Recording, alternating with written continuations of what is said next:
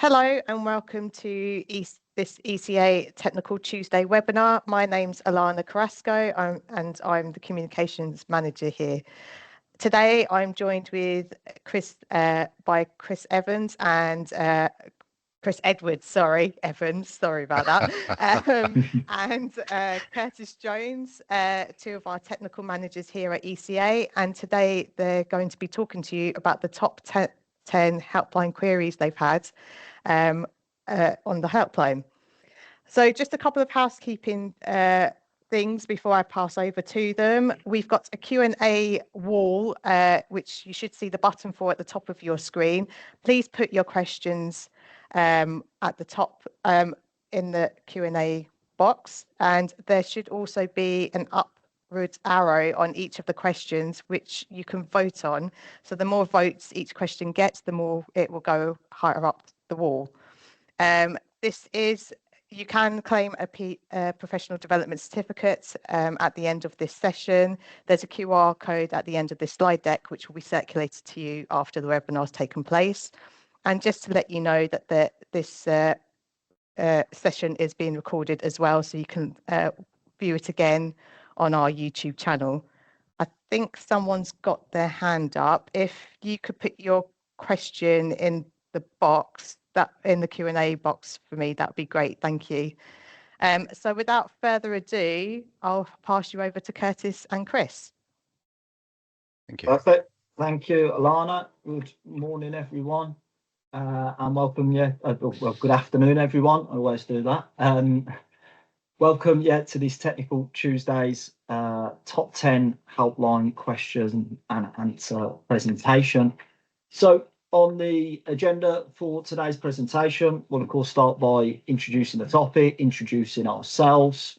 We'll then look at our sort of highlight top 10 questions and answers. One or two of these questions will branch out a little bit more, probably into topics that we discuss. So we may branch out slightly on one or two of these.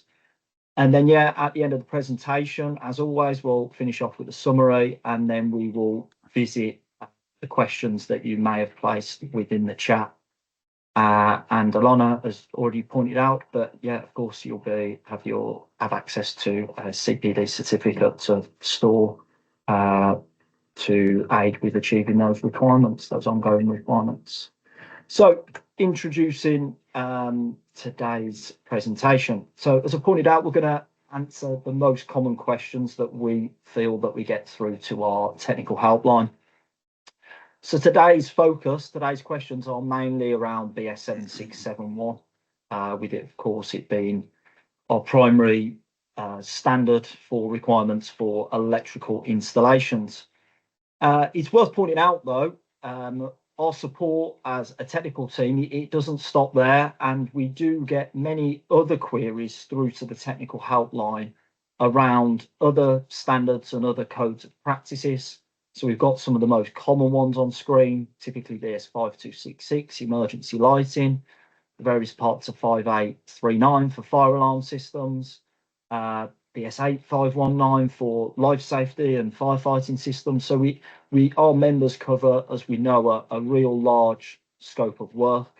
So we do support inquiries for other kinds of standards, and some of these standards we may have also involvement with the development of the standards. We may have seats on the committees, obviously a heavy involvement, of course, with BS7671, but other standards possibly too. So before we jump into the presentation, meet your technical team if you haven't already. So this is your technical team on screen. So we have Mike Smith, who is the Director of Technical Safety, Health and Environmental. We then have Gary Parker, who is our Head of Technical Standards. And then there are three technical managers, myself, Curtis Jones. I'm joined today by Chris Edwards, and then of course we also have Mr. Darren Cranis as well.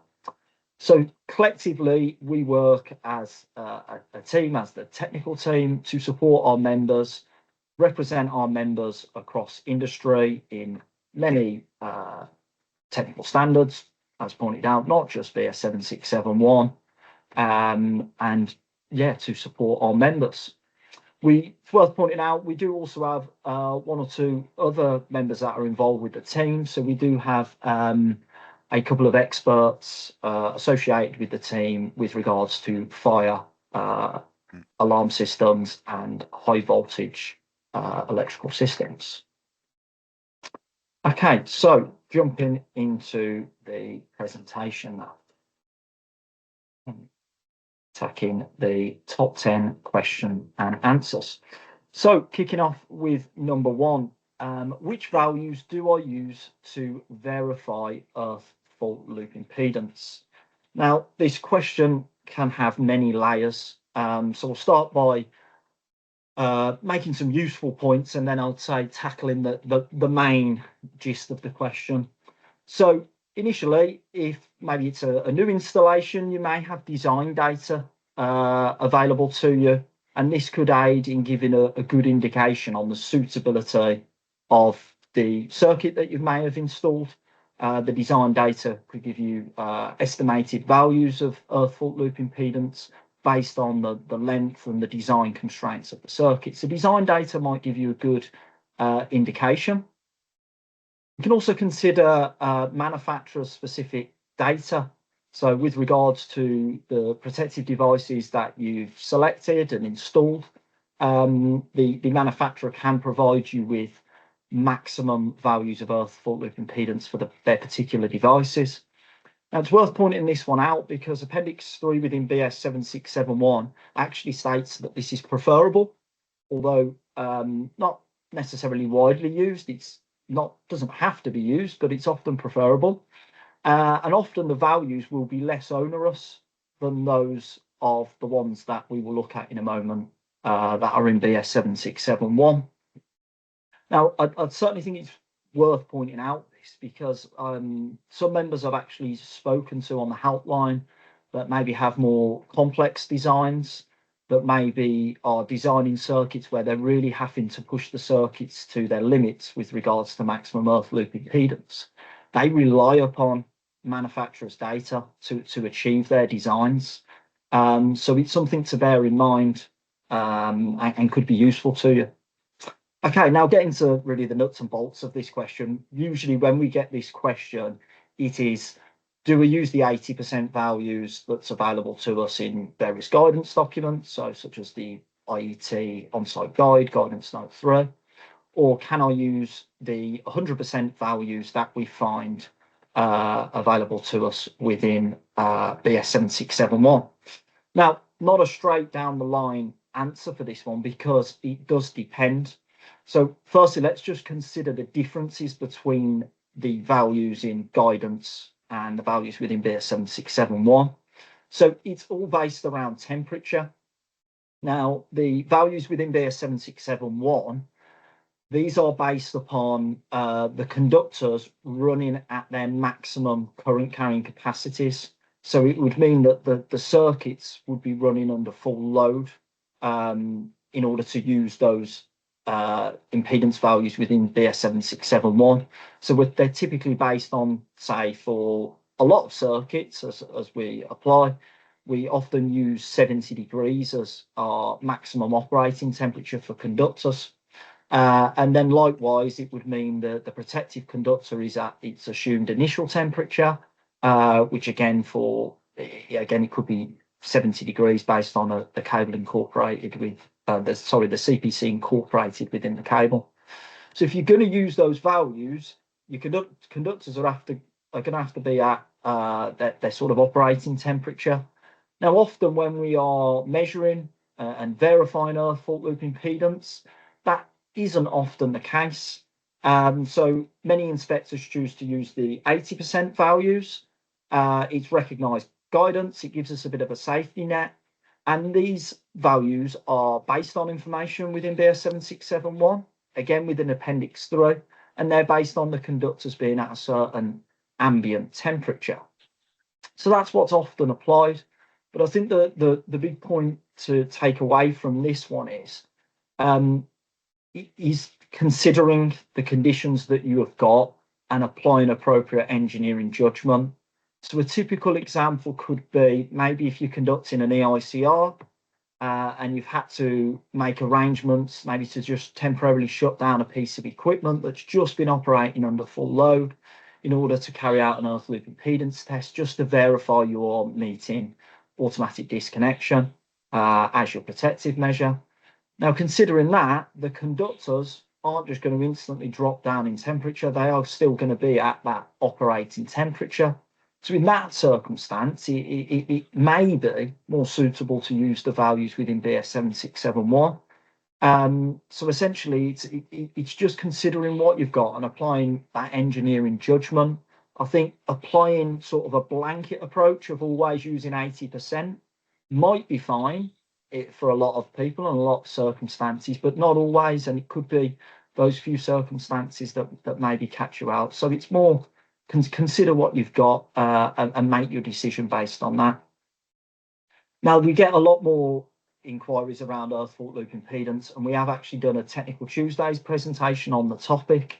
And we also have a technical guidance note available on that, but just lightly touching on a couple of other things. Inaccuracies and issues when measuring earth fault loop impedance close to source.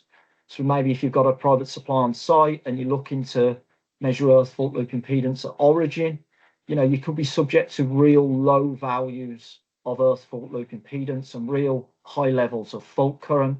So you need to consider the instrumentation that you're using to ensure that it has a suitable measurement range and you are using it in order to achieve accuracies as specified within the instrumentation manufacturer's specification. So another thing to sort of look out for, and again, test settings when you're measuring earth loop impedance. Ideally, we measure on a on a high current testing, but as we know, if we have RCDs, that's not always possible. So sort of more information on that is available on our Tech Tuesdays presentation and in our guidance note on the matter. Okay, over to Chris. Thank you, Curtis. Good afternoon, everybody. So question number 2, can we rely upon an RCD to provide fault protection for us? Sorry, excuse me.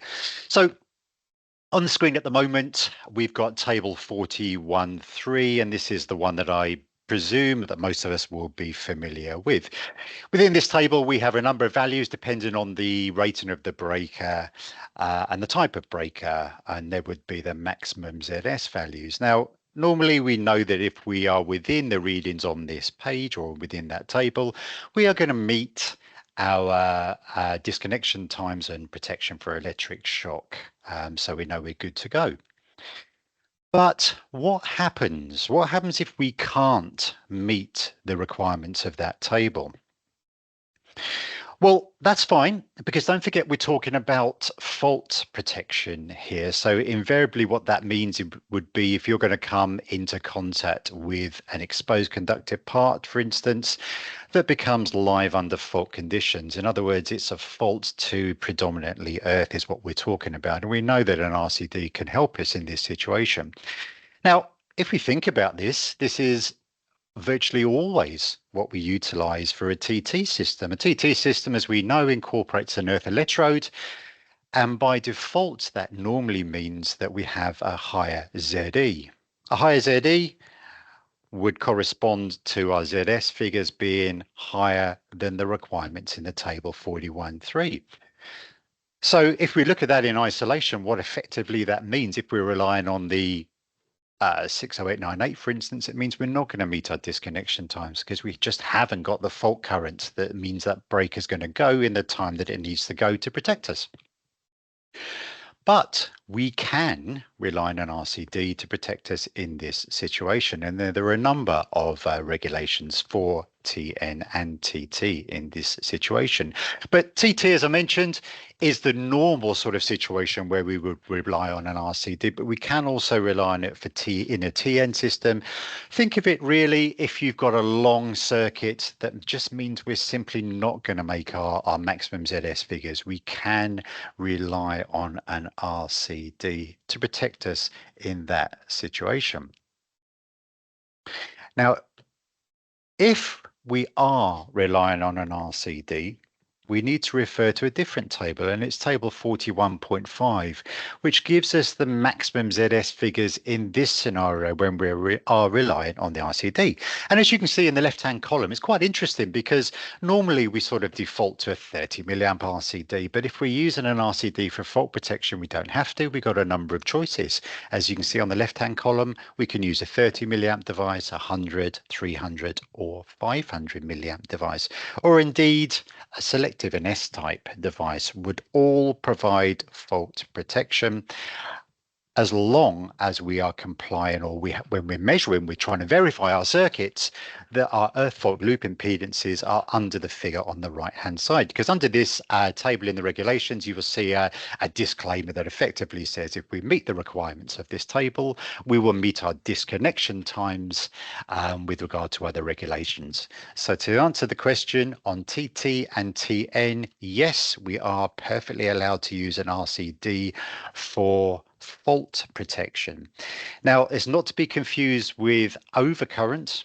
We're not allowed to use an RCD specifically. If we're going to use an RCD, sorry, for fault protection, we need also to provide overcurrent protection. Now, we're talking about using an RCD in this situation where we can't meet our earth fault loop impedances, but if we have a short circuit, for instance, as we know, an RCD is not going to protect us in that situation, and that's where we need the overcurrent protected device as well as the RCD. Thank you. Oh, actually, one other point before I move on. No, thank you, Curtis. Stay on that screen. I just thought, actually, I just wanted to cover off. It's important that we have in our minds regarding using RCDs to mask faults. And what I mean by this is, say, for instance, you're in a domestic environment, or it doesn't really matter what environment, but you've taken your ZS reading and it would appear to be disproportionately large for the type of circuit you've got. Always have that in your mind and have your sort of danger radar up in that respect, because whilst we could just turn around and say, oh, it doesn't matter, we've got an RCD, it doesn't give us the permission, as it were, almost to walk away where we know there may be a latent defect on that circuit. Yes, as long as the circuit is designed appropriately, and we're not going to meet our disconnection times for the reasons discussed, but please be aware that there could be a defect on that circuit that we are not able to use our RCD to protect us from. We need to look at the fault first. Okay, thank you. Okay, question, or the next question. Now, this is one we do get all the time. To bond or not to bond? How do we know when to bond? Because in theory, this should be relatively easy, but often in practice is not. So first of all, let's start at the beginning. Our regulations tell us that we need to bond an extraneous conductive part. Now, an extraneous conductive part needs to be three things. It needs to be, first of all, conductive, because if it's not conductive, it's unlikely to pose a risk to us. It needs to be able to introduce earth potential. And what that means is effectively at some point, it needs to be buried in the ground at some point. And by and large, or definitely rather, it needs not to be part of the electrical installation. So what I mean by that is if you've got a metallic part that is part of the electrical installation, that would normally be earthed. You know, thinking, I don't know, the cover on a washing machine or on a pump or that sort of thing, that would normally be earthed through the electrical system. That would be an exposed conductive part. But what we're talking about here is an extraneous conductive part, separate from the electrical system, that still has the potential to cause us an issue. And what we're talking about simultaneously touching another exposed conductive part, or another extraneous conductive part, or indeed a live part. In other words, we're going to get a fault path potentially through us. So we do get a little bit of a steer with regard to what these items may be in the regulation, as you can see on there. So I'm not going to cover those in all detail. You can see what we're talking about here and the regulation number should you wish to check it out. As a pointer on this topic, as it were, we do also have a guidance note that has just recently been updated. Do we need to bond cable tray or cable ladder? Also for you to be able to download. But so by and large, what we're talking about, so it needs to be metallic, it needs to offer an earth potential, and it needs to be not part of an electrical system. So in most cases, you should be able to verify this just by visual inspection because it would be obvious. But unfortunately, this is the real world and it's not always as obvious as we would like it to be. So what do we do in that environment? Well, luckily, there is a test that we can do. And the details are in guidance note data around about page 80. Now, this is a continuity test, and what you're supposed to do in order to verify whether something needs bonding, it's a resistance check, continuity check. You would put your probe on the bits that you're trying to ascertain whether it needs bonding or not, and your other probe on the MET of the installation. And we're looking for certain values. Now, be aware on the right-hand side in this slide here of the values that we're talking about. Around about 22,000 ohms, can be lower or higher, but that's normally the ballpark figure that we would use. And we sort of use those figures for the reason on the slide here. The 22,000 ohms is considered to be the level at which, given some generic formulas, that 10 milliamps fault current could pass through your body.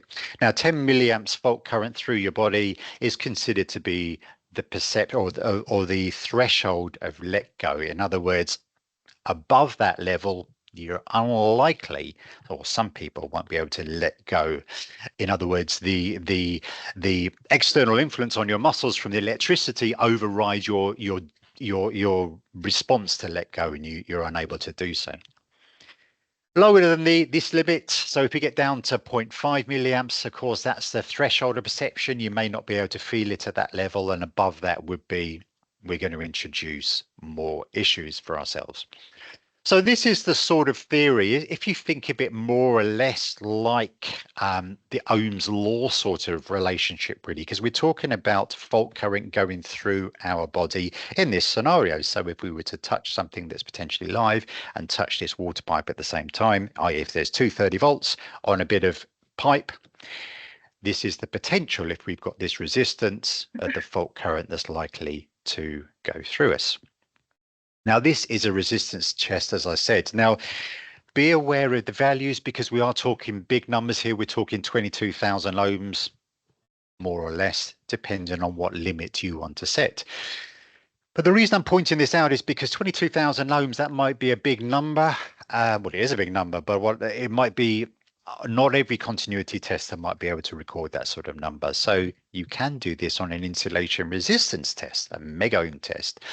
But be aware if you're going to do that, and there's nothing wrong with that, that then the the corresponding number that you're looking for would be 0.02 on your tester. So just be aware of the numbers that we're talking about and how that would be represented on your test instrument. But effectively, this is what you would do. You would gauge the resistance reading between the two parts, and then you would make a decision whether it needs to be bonded. Now, taking the middle one, for instance, if you were to get a reading of 22,000 ohms and above, you might consider it not worthy of bonding, because above that, as you can see in example A, we're not going to get a fault current that's likely to cause us any problems. But below that reading, we're going to start getting 10 milliamps or above going through our body, and we may wish to bond at that point. That's why generically we refer to 22,000 ohms. You don't have to, there are other examples there. But that is essentially how you would verify and test if you were in any doubt about whether to bond or not. Perfect. Thanks, Chris. So next question that we see quite a bit, and certainly on the rise with this one, as we incorporate more and more so the PV, electrical energy storage systems, into electrical installations now, So how do I incorporate solar PV, electrical energy storage systems into low voltage switchgear? And that would also cover other generating sets that may operate in parallel with, let's say, the network supply. So regulation 551.7, it brings these additional requirements where we have the provision of generating sets operating in parallel with our network supply.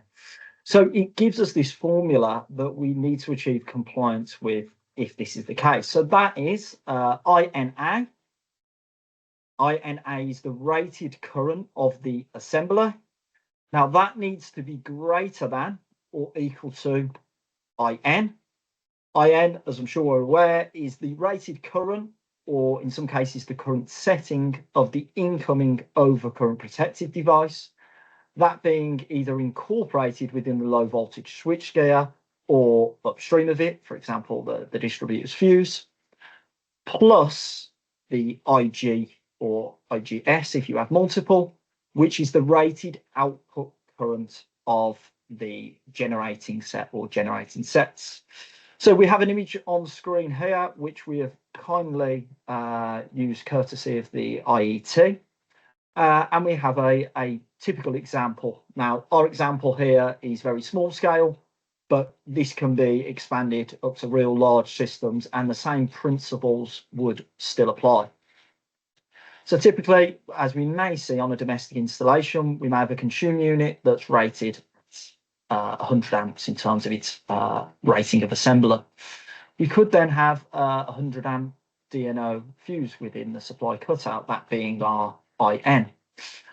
And then we may be adding, let's say, some PV equipment, which gives us a rated output current of up to 16 amps. Now, taking this across to this formula, of course, we're going to have an INA of 100, which is not going to be less than or equal to the 116 amps. So quite a common query that we're getting through. So what is it that we can do about this? Is there a way that we could potentially solve this? Now, there may be multiple ways. We're going to cover off one here and add a couple of other talking points. So on the right-hand side, we can see here, we still have our distributor's fuse, but essentially the supply here has been split at the origin, and there has been, let's say, a small consumer unit added, which is going to supply the PV equipment. And what's been added here is an additional overcurrent protective device, which is going to provide us with essentially this overload protection that we need. And that has been placed upstream of this consumer unit here. So essentially, this additional fuse or circuit breaker, whatever it is that you use, is acting as a load limiting device.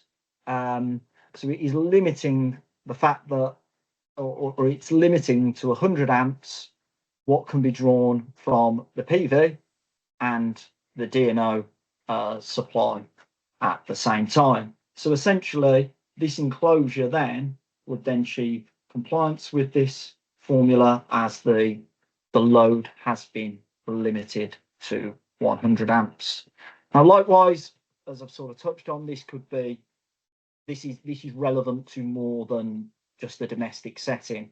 I've spoke with some switchboard manufacturers, and they are getting specs where they are designing and manufacturing switchgear to much larger ratings to achieve compliance with this formula here. So you've got a few options. You can upsize and rate for higher, or you may look at putting in and incorporating in some additional protective devices to load limit what can actually be seen within the consumer unit. It's worth pointing out as well, other work manufacturers are doing, some for typical domestic consumer units, say. I believe they may be rating to like 125 amps, that one's off memory, but allowing for the incorporation of PV equipment. Just to sort of elaborate a bit more, this does not apply to switched alternatives. This is specifically to supplies in parallel, so where we could have multiple sources feeding in at the same time. And yeah, one to keep your eye out on for the future Those of you that's in the Amendment 4 draft for public comment, there were other possible solutions that were suggested within the draft. Obviously, that's not going to go live till next year. So certainly one to also keep your eye on for the future. Okay, another one for myself. And this question is, can the PFC exceed the rated short circuit capacity of a protected device? Now, I'm going to provide a sort of simple answer to start with, and that is yes, in some cases it can. Now, as we know, BS 7671, it requires that enclosures and protective devices, that they are sufficiently rated for the levels of fault current that they could be subject to. So this is covered in various regulations, 434.5.1, 536.4.201, and there's probably a little bit more. Now, we do see, though, commonly within some installations, fault levels that exceed short circuit ratings. So common one being you may have a 6 kA protective device and you have got a larger fault current at the consumer unit that you are looking to place this device. So this, as we know, it does happen, but it isn't always a problem. Now, keeping it simple to start with, consumer units to BSEN 61439 Part 3, which covers off our consumer units that we typically see in domestic homes. Now, consumer units that are made to this standard and include the 16 kA conditional short circuit test as described within Annex ZB of that standard. Devices can be taken, so devices that are then incorporated into one of these enclosures, maybe only rated for 6 kA. Devices can be taken to be suitable for up to 16 kA. Now, this relies upon this conditional short circuit test being performed. It also relies upon nominal voltage of up to 250 volts AC. The main fuse, 100 amp BS88-3 fuse or 1361, the older type 2 fuse, and it being a type tested enclosure with appropriate devices. So the devices within there are as specified by the manufacturer. So that's sort of one get around, and you will see there's information available on that also in the guidance note 3, where we look at prospective fault current testing.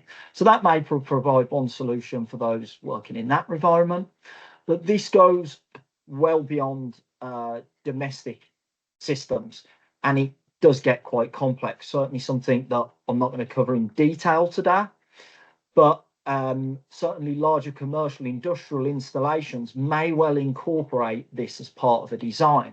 So essentially how this all works, it's recognised within regulation 434.5.1 that we can rely on what we may refer to as backup protection or cascading. And the effects of this are where we have multiple overcurrent protective devices within an installation. So those devices, say, being within a series with each other. If we have what we call current limiting devices, a device upstream can provide current limiting effects to a protective device downstream. So although you might have measured a larger level of fault current, which you believe the protective device at the board that it's installed at would not be suitable for, during a fault condition, the upstream device may provide current limiting effects and provide this cascading effect, which in essence will mean that that downstream protective device won't actually see all of that fault current. So it's applying this current limiting effect. Now, this is used heavily within a larger installations. It can aid for a more economic design. Of course, though, it requires good design. So applying these measures, you're either going to need to use software. So, for example, I know a lot of members use electrical OM. That has the facility within there to look at manufacturers' specific data and apply this coordinated protection. Essentially, you can also do it via a desktop study. So taking the papered versions of the manufacturer's data from the manufacturers and applying these measures. So as I said, it may be something we will look at a little more in the future, but it is down to a study. You're going to have to provide a coordination study to see if you can use this kind of protection, if applicable. I'd say a couple of other points to point out on this one. If you are applying this measure, as recognised within Regulation 434.5.1, then you need to be providing appropriate documentation, which would be expected as part of the design anyway. And that should be provided, obviously, as part of the handover, and is recognised within Regulation 536.5 with regards to documentation and particularly applying this measure. So, yeah, there's a lot to this topic which you would need to look at further. Applying this kind of coordinated protection using this cascading effect, it can have effects on selectivity though. So if you are applying that and you need selectivity, it may not be a suitable measure for you, and you may need to rate for fault currents appropriately. So yeah, that's sort of a high level view on that one. Okay, next one, and certainly one of the most common ones that we get. So what needs to be confirmed prior to carrying out additions or alterations? Now, I think the number one thing to highlight up here is if you're going to carry out an addition or alteration to an existing installation, whether that's you're putting in a new circuit, you're adding to circuits, or maybe you're changing a consume unit.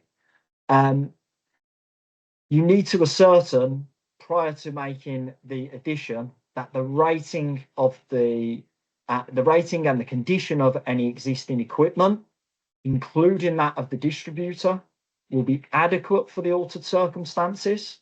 Furthermore, the earthing and the bonding arrangements, if necessary, where we're using ADS, they also need to be confirmed so to be suitable for the safety of the addition that or alteration that you intend to make. And that's recognised within Regulation 132.16. So probably words that you've heard quite a bit.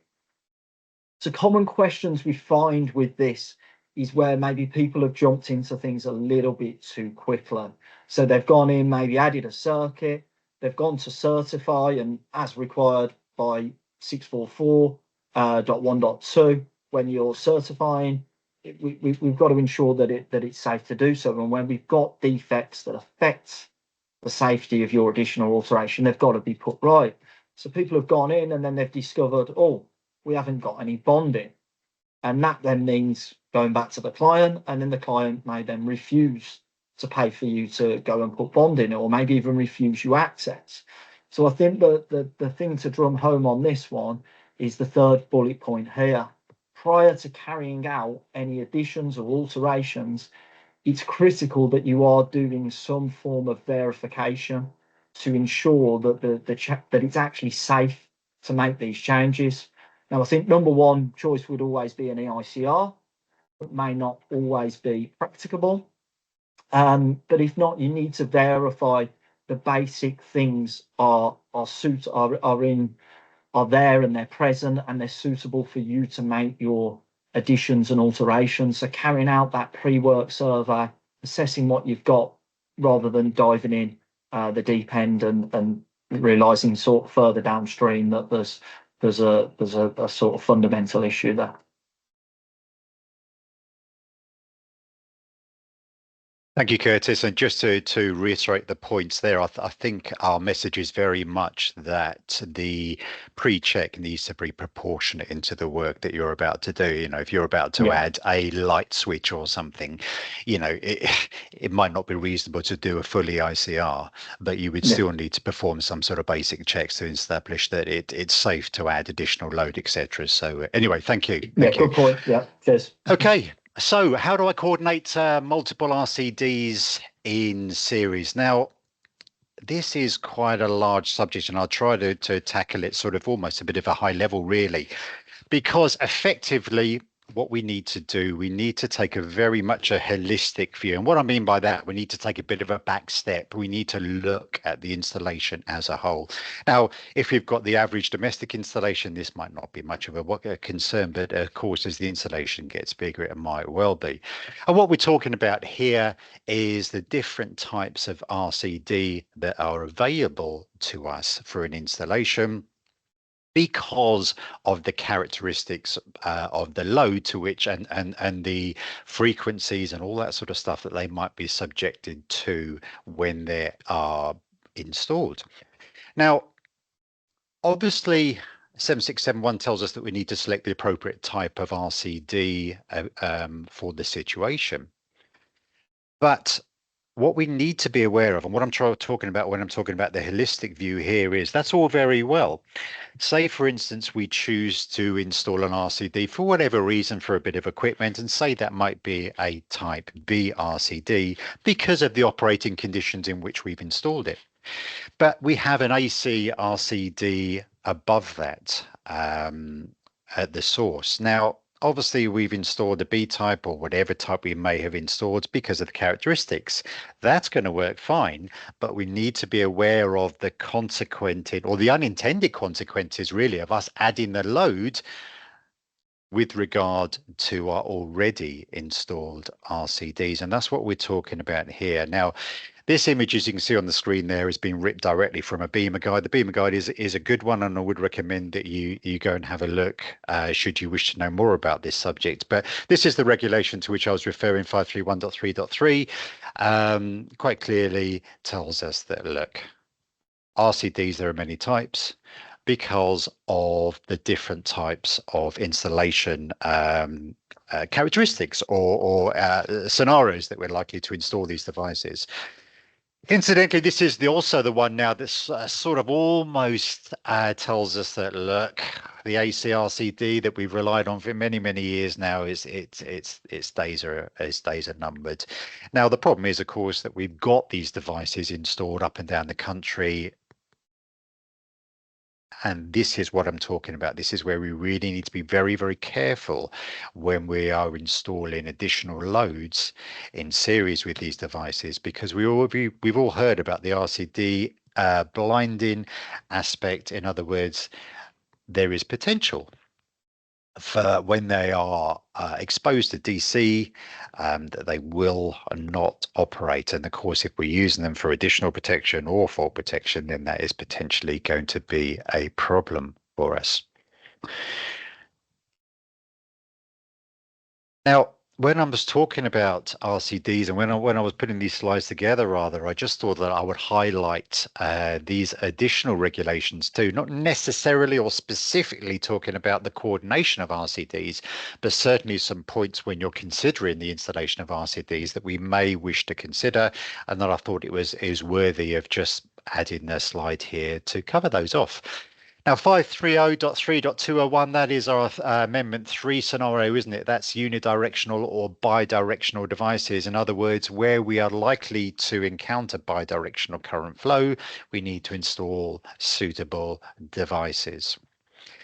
551.7 talks about where we have parallel generation on our circuits. Think, for instance, PV would be a classic case, but not necessarily only PV, that we need to consider RCDs of a type that disconnect all live conductors, in other words, double pole on a single phase circuit. Or 531.3.2 with regard to unwanted tripping. Now, this is all to do with the earth leakage currents likely to be encountered. And if we have an RCD, say, for instance, rated at 30 milliamps, in order to avoid unwanted tripping, we need to consider the residual current of the device with regard to the magnitude of the earth leakage current. And as you can see there, the regulation is advising us not to have more than 30% of the rating of the RCD. So for a 30 milliamp device, that would be 9 milliamps. But I didn't want to go into those in too much detail, but I thought it was worthy covering off when we were talking about RCD selection. Thank you. Perfect. Thanks, Chris. Right, okay, next one. Do inbuilt RCDs in EV charging equipment satisfy BS 7671? Okay, so firstly, sorry, I'm just going to outline some of the requirements of section 722 of BS 7671, which of course special installation type that looks at specifically EV charging. Now, some things that are required in relation to RCDs. It's a requirement that they shall disconnect all live conductors. So we've got a sort of image here of a device that may be used in a typical single phase supply to an EV charging equipment. So as we can see, we've got over current protection provided in the line conductor, so overload and short circuit protection. And then that, in the event of one of those things happening, it will also cause effective disconnection of the neutral conductor. So we've got what we call a single pole and switch neutral device, very common on the market now. 722 also requires that RCDs shall be of a suitable type. So Chris has just gone through that quite a bit. And again, referring to manufacturer's data for the EV that you are installing in that particular installation. And then I think the point that we really want to drum home on this one is and meet required standards. So it specifically states within 722.531 .3.1, I think it is, or around about there off memory. It tells us that they shall be to specific standards, and these are BSEN 61008 or BSEN 61009 or BSEN 62423 or BSEN 60947-2. So your RCD protecting this equipment, it shall meet one of these standards. So effectively, if you've got one of those devices and it meets those standards and it's inbuilt to the EV equipment, you can rely upon that. You know, you might be supplying via an armored cable, so you might not need another RCD, so you can rely upon that. But where we're urging essentially to apply caution is with inbuilt devices, they may not meet actually one of these standards. So we've pushed quite a bit with manufacturers on certain equipment, trying to get the information, you know, is the device suitable? And we've had statements such as they are PCB compliant to BSEN 61008. And often when sort of pushing, they've just says, oh, if there's any doubt, just put another RCD up front.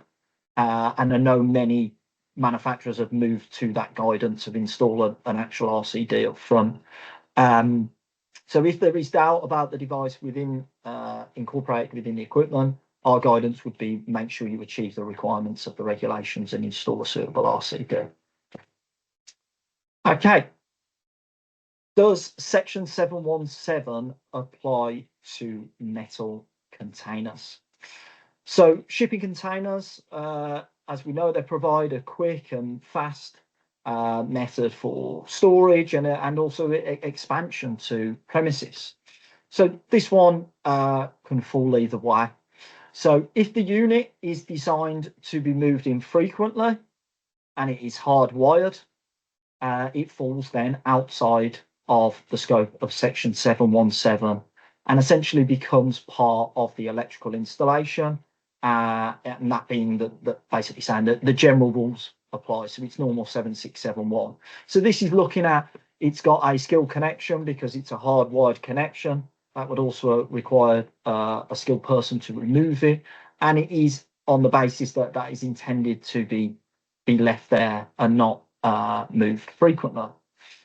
However, on the other side, if the unit is designed to be moved frequently, it becomes in the scope of section 717, as it's then intended that ordinary persons, in that case, then they're going to be plugging it and unplugging it by that kind of connection.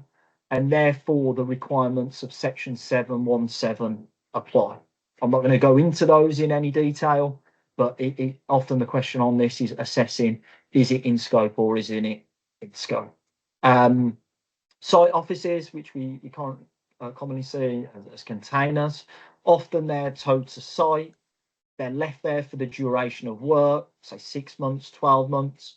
They may have they're provided with a hardwired connection. So then they're going to be deemed as something that wouldn't fall into scope because they're a permanent fixture.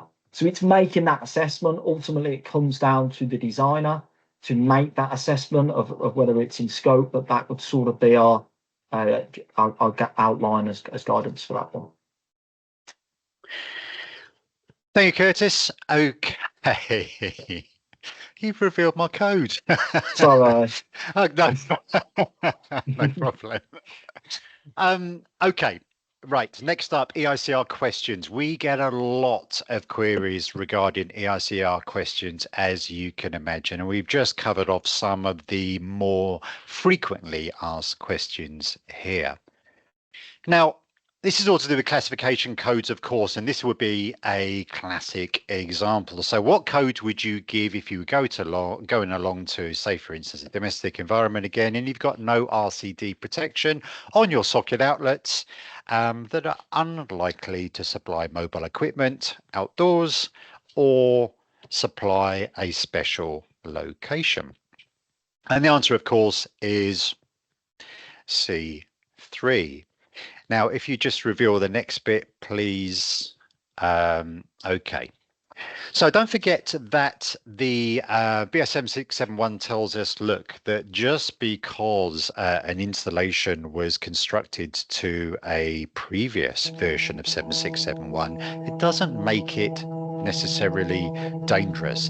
And that's the sort of situation we're looking for here. It's like, look, we all know that when we're performing an EICR, we need to do so against the current regulations in place now.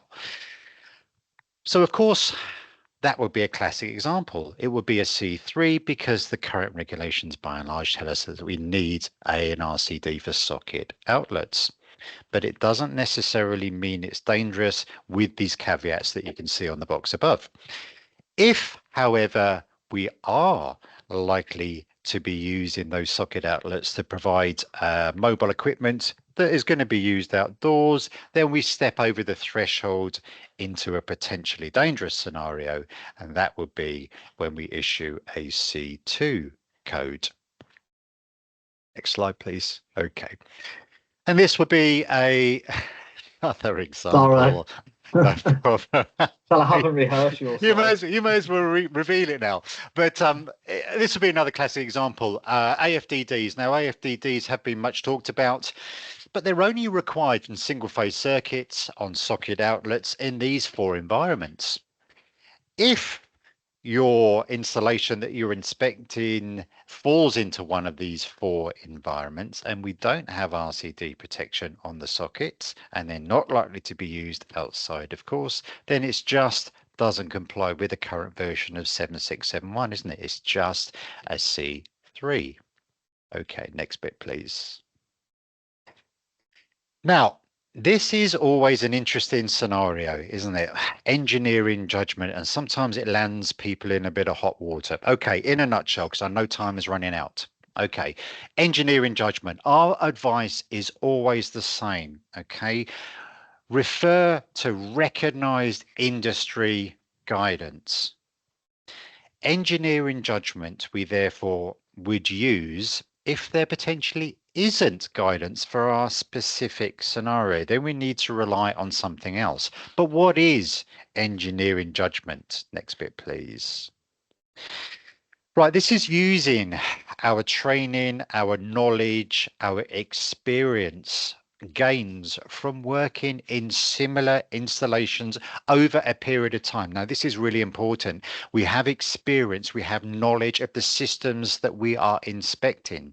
We're not talking about just, you know, oh, I happened to see Joe one day doing this. I think I know what he's doing. No, we're not talking about that. We're having recognized experience. We have the knowledge. We've been trained on these systems. We understand them and we're able to recognize the danger. That's what I'm talking here. We're talking about we're competent with regard to our systems. And next slide, please, or next bit. Okay. And then we always reference 2, industry guidance wherever possible. Now, the biggest problem that we have in our industry is everybody's got an opinion, don't they? Everybody has an opinion. We see it plastered over social media every single day. Fred down the pub used to be an electrician 25 years ago. He knows what he's talking about. Nothing's changed. It's all that sort of scenario, isn't it, that we come across every single day? No, I'm not talking about that. I'm talking about industry recognized guidance now that is valid. Now we know the current regulations, we know what is required. That's what I'm talking about. We know the markers in the sand. We understand when a C2 becomes a C1 or a C3 becomes a C2. We are using our engineering judgment and we're basing it on something. There's nothing wrong with using engineering judgment. I'm not saying there is, but I'm saying that we need to be able to verify why we are recording a C2. What is the potential danger? And are we able to compare that with the examples that we do have? That is sound engineering judgment. Because one of the problems we get, or one of the most common problems we get, is that we have members ringing up all the time who say, God, I've been asked to go and do this remedial work, and the guy has given us a C2 for a plastic fuse board in a cupboard, or wherever in an installation. You look at it, well, what is the recognized guidance, etc., etc. It's like plucking codes just out of thin air. We need to be able to refer to something, industry, recognized industry guidance. Now, this is another classic. We get this again all the time. It's like, smoke alarms have expired, or the emergency exit sticker is the wrong type, or whatever. That's the thing. Okay. Now, quite often I understand that there are members in scenarios whereby their clients may want to know this information, and that's totally valid. By all means, record that information. But don't forget that when we are performing an EICR, the very essence of an EICR is to compare the electrical installation with the requirements of the Brown Book, or the book in place at the time. The Brown Book currently has nothing to do with 5266 or 5839 for firearms or emergency lighting. And therefore, those items are not codable, because it's not a requirement at the Brown Book at the moment. Now, certainly, should there be a defect with those systems, for instance, if you've got a separate emergency lighting system, and of course the sheathing of the conductor is worn away, well, of course that becomes the 7671, because that's, we're talking about the wiring, the cabling, the installation, the electrical installation, but not whether the emergency light is in the right place, not whether it's the smoke alarm has expired, etc., etc. It's really important we understand that. If a landlord wants that information, that's fine. Put it on as additional information if you must, but don't code it. It's got nothing to do with the Brown Book.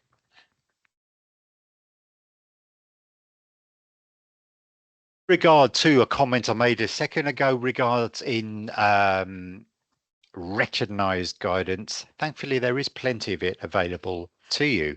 Now, we're not affiliated with Electrical Safety First, but it just so happens that they do a very good set of best practice guides, and not only they are recognized industry guidance. And what I mean is, if you open the first cover, you will see all the people who have been involved in that decision-making process. It's always better to go to multiple source rather than single source for that very reason. We've had all the major parties in the room, and they've considered the issue and come to a consensus. Recognized industry guidance. But there's also, they have a website, and on that website, there's a section called Professional Resources. Now, the reason that I highlight this is because there's a body called RAG, Wiring Regulations Advisory Group, and they have been set up to try and advise on some anomalies in the regulations, or how they can offer their advice to clarify some problems. The ECA has a seat on this, as do all the other recognized parties in the electrical industry. And the point is that we are sometimes posed with a question, and if you just click the next button again, this would be one of the most recent ones that we have done, and this appears on their website. This is the question. And the questions come in from our members. So I sit on RAG, and if I would get them on the help desk, I might pose a question to RAG. It's like, okay, what's the consensus? How do we answer this? Searcher would do the same, NAPIT would do the same thing. And you would get the answer on the website. So this would be a classic SBD testing. There's been a lot of debate whether, how do we test them? Do we need to test them, etc., etc.? No, you don't. A visual inspection is all that is needed. And that would be a classic example. This is available, free information on the Electrical Safety First website. Okay, so just to summarize, we've tried very hard to just give you a bit of an insight and answer the top 10 topics or sort of questions from our helpline. We've covered engineering judgment. That is an important aspect with regard to performing EICRs, but I can't emphasize enough, there is available free and really good industry guidance that I would strongly recommend you refer to, not just in the form of the best practice guides, but on the website that gets updated all the time through questions through the Wiring Regulations Advisory Group. But not just those areas are available. As members, you have all our back catalogue of the Technical Tuesdays available to you. We have a technical area on our website that has all your guidance notes, your editable forms, stacks of stuff. Some of you will have the BSI package that gives you a discounted access, as it were, to loads of BSIs. And we, of course, we're also feed into that if you want different ones on there, because we do update that throughout the year. A few times a year, and we listen to your input. If there's some on there that hasn't been downloaded or viewed for a little while, we might get rid of it and put one on there that would be more appropriate. There's an ECA app, and of course the technical helpline, which was the initiator of this presentation today. There's the technical helpline number. That's the email box. Now, I am very well aware of the time. I'm also very well aware of some of you put questions in the questions and answers section. We will answer them, I guarantee it. If we've run out of time today, Curtis and I will take these away and we will come back to you and answer those questions. If everyone's happy, we'll start doing them, I guess. Yeah. Okay. Alana wants to run through what's sort of most popular, or if not, I'm happy. Yeah. I can do that, Curtis. So there's one question here at the top which says, doesn't a TT system require a 0.2 disconnection time, not 0.4 like a TNS? What's that question? Bear with me. I don't know if you've got...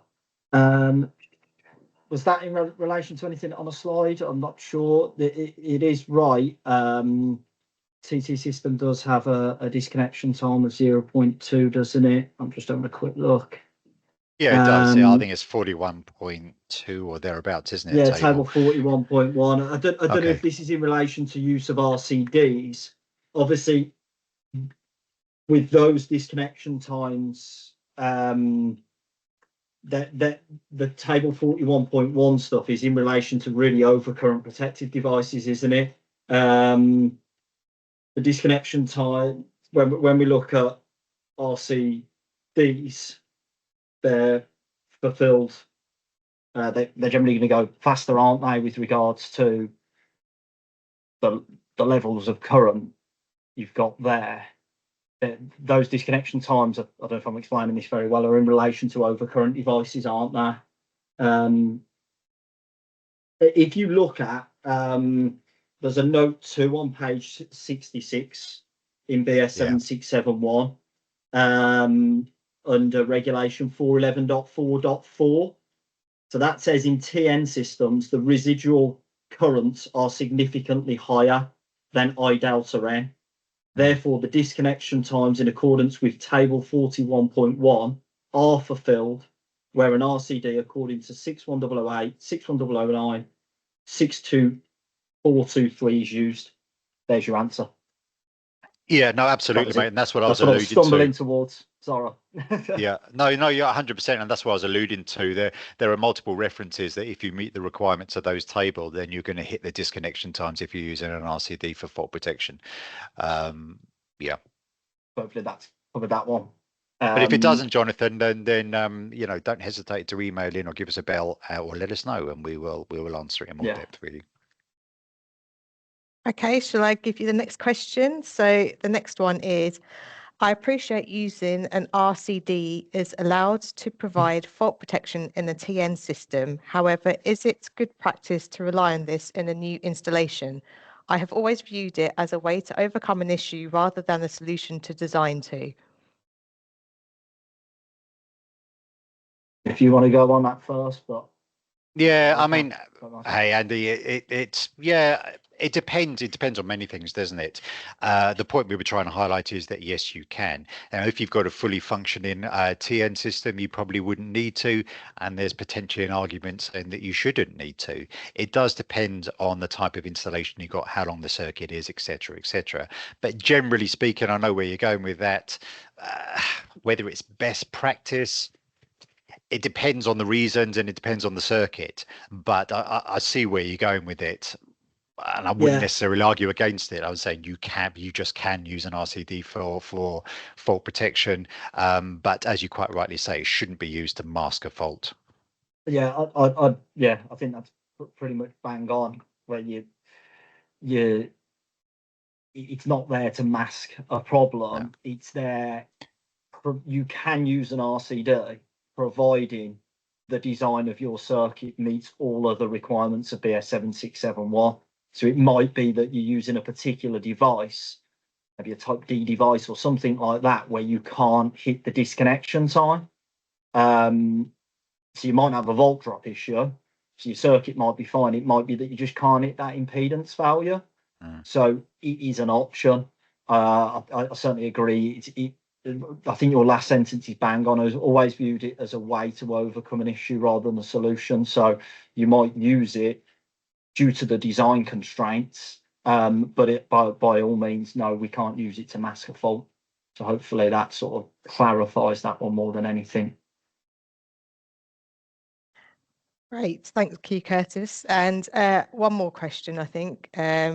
This one says, what about RCD protection of sockets with cables buried in the wall where the depth of the buried cables cannot be guaranteed over 50 millimeters? Okay, well, I'm assuming this cable isn't protected in earth metallic conduit or something along those lines. So if that is the case, and you've just got, say, twin and earth plastered over, and it's less than 50 mil from the surface, then yeah, you would need RCD protection, additional protection, 30 milliamps. I'm not 100% sure what the question is on that one. Yeah, Ricky, if there's more to it, please let us know, and we will certainly answer your question. It's difficult sometimes to, you know, when you're typing and when you're reading, whether we've got the intent of your question. It might have been clearer if 15 minutes ago when he went through, but we couldn't see the questions as we were sort of going through. So that's one, yeah. Okay, thank you for that. So I think that brings the Q&A session to an end, and indeed this webinar. Just a reminder that you can use this QR code to scan, and you can download a professional development certificate as well for this webinar. Thank you to Chris Edwards and Curtis Jones for this presentation. It's very insightful, and we hope you enjoyed this session. Thank you all for joining us, and enjoy the rest of your day. Thank you, everyone. Cheers. Thank you. Cheers. Bye-bye.